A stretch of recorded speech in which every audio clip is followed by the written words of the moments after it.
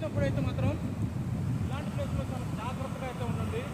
ఎందుకంటే మనకి ఈ అలలు అయితే చాలా డేంజర్.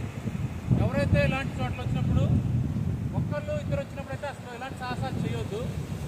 సో జాగ్రత్తగా అయితే ఉండాలి ఈ అలలకి.